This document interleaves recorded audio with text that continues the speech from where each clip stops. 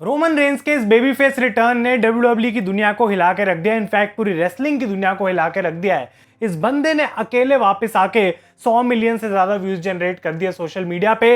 $1 million से ज्यादा merchandise sales कर चुका है ऑलरेडी अपनी नई टी शर्ट के साथ। और जो लिमिटेड एडिशन टाइटल लॉन्च हुआ था रोमन रेंस का, वो 2 घंटे में सोल्ड आउट हो गया। इनफैक्ट इतना ही नहीं, रोमन रेंस इस समय इंटरनेट पे द मोस्ट सर्च रेसलर हैं in the history of professional wrestling. इतना सर्च एक टाइम पे वॉल्यूम किसी एक रेसलर के लिए कभी नहीं आया।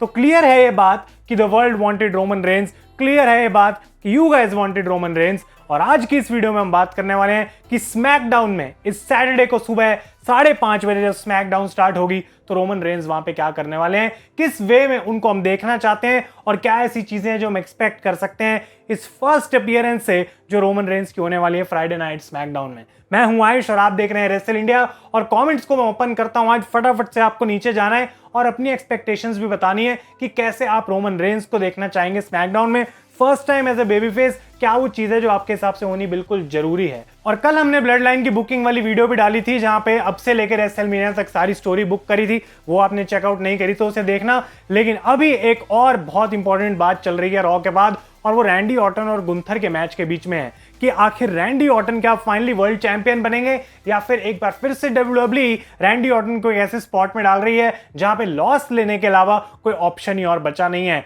और ज्यादा इंतजार हम बिल्कुल आपको आजकल करा नहीं रहे हैं बिकॉज असली अखाड़ा ऑन स्पॉटिफाई पे लेटेस्ट एपिसोड आ चुका है यहाँ पे इसी चीज के ऊपर। क्या रैंडी ऑर्टन चैंपियन बनेंगे, अपसेट करेंगे गुंथर को जर्मनी के अंदर, या फिर गुंथर रैंडी को हरा के एक बार फिर से एक लॉस ऐड कर देंगे रैंडी की इस करंट रिटर्न वाली जर्नी में। तो अपने ओपिनियंस आप वहां पे जाके भी दें और लिंक आपको मिल जाएगा on the top of the description. असली अखाड़ा ऑन स्पॉटिफाई। भाई बैक टू बैक एपिसोड्स आ रहे हैं, जितना आप सपोर्ट दिखाओगे उतना ही बढ़िया हम आप लोगों के लिए कंटेंट लेके आ पाएंगे। पर अब वापस आते हैं इस चीज के ऊपर बिकॉज मंडे नाइट रॉ के टाइम पे डब्ल्यूडब्ल्यूई ने ऑफिशियली अनाउंस कर दिया कि Roman Reigns is coming back on Friday night SmackDown. और स्मैकडाउन पे ही उनको लिस्ट करा जा रहा है, इंटरनली एक बेबी फेस की तरह लिस्ट करा जा रहा है। और क्या अब ये बात हम मान सकते हैं कि रोमन रेंस एक स्मैकडाउन सुपरस्टार है? मैं उम्मीद करता हूं कि डब्ल्यूडब्ल्यूई इस चीज को दिखाएगी कि स्टोरी लाइन में रोमन रेंस एक फ्री एजेंट है और ड्राफ्ट में किसी ब्रांड ने उनको पिक नहीं करा था। लेकिन बिकॉज रोमन रेंस को सब कुछ अभी स्मैकडाउन पे जो चाहिए वो वहां बिलोंग करता है, so he decided to sign for SmackDown अपने रिटर्न के बाद। लेकिन आखिर इस स्मैकडाउन पे रोमन करने के हवाले हैं कौन सी चीजें हैं जो मैं उनकी तरफ से देखना चाहूंगा। पहली चीज ये है कि रोमन रेंस वापस आके बात बोलेंगे कि कैसे उनका जो रिटर्न है उसने उनको एक चेंज्ड पर्सन बना दिया है। इतने टाइम तक दूर बैठने के बाद उनको ये बात रियलाइज हुई है कि कैसे जो उनकी चैंपियनशिप रन थी वो डब्ल्यूडब्ल्यूई के लिए इतनी इंपॉर्टेंट थी। और वापस आके एक बार फिर से रोमन ने प्रूव कर दिया कि कितनी इंपॉर्टेंस डब्ल्यूडब्ल्यूई होल्ड करती है। लेकिन इसी दौरान और कुछ ऐसे लोग हैं जो प्रिटेंड कर रहे हैं कि शायद वो भी रोमन रेंस के लेवल पे पहुंच सकते हैं। और ऑब्वियसली वो यहाँ पे बात कर रहे हैं सोलो सिकोआ की।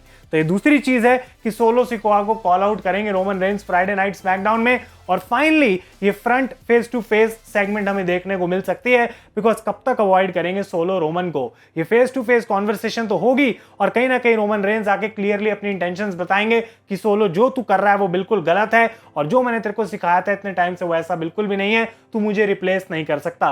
लेकिन इस पूरी चीज में देखना इंटरेस्टिंग ये होगा कि आखिर कैसे रोमन रेंस एक बेबी फेस की तरह एक्ट करेंगे इस पूरे टाइम पे। दूसरी बात अब ये भी है कि पॉल हेमन के बारे में बहुत लोग क्वेश्चंस पूछ रहे हैं कि क्या पॉल हेमन रिटर्न करेंगे इसी स्मैकडाउन में।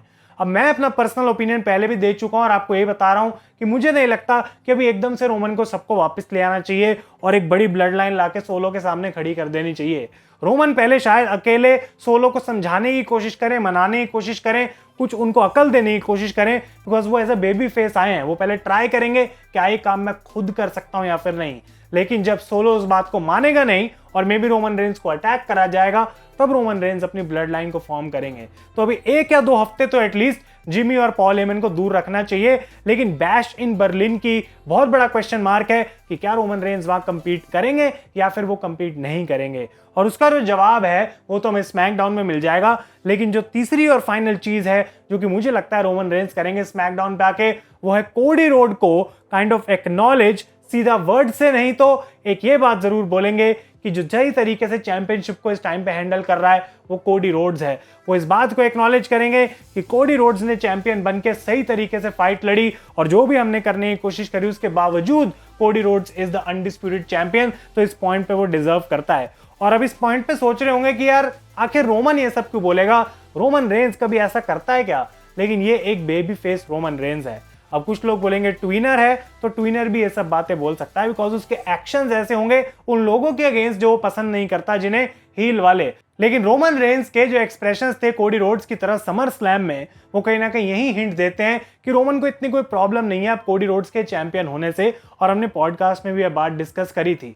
लेकिन ये एक बहुत इंटरेस्टिंग चीज करेगा कि रोमन रेंज अगर ऐसा बोल देते हैं तो मुझे लगता है कोडी रोड्स की बहुत मदद हो जाएगी। कोडी रोड्स को फाइनली लोग ऐसे सोचेंगे नहीं कि ये वो बंदा है जिसने रोमन रेंज को हरा दिया था, इसने सारा रन खराब कर दिया, रोमन को कभी हारना नहीं चाहिए था, ये सब।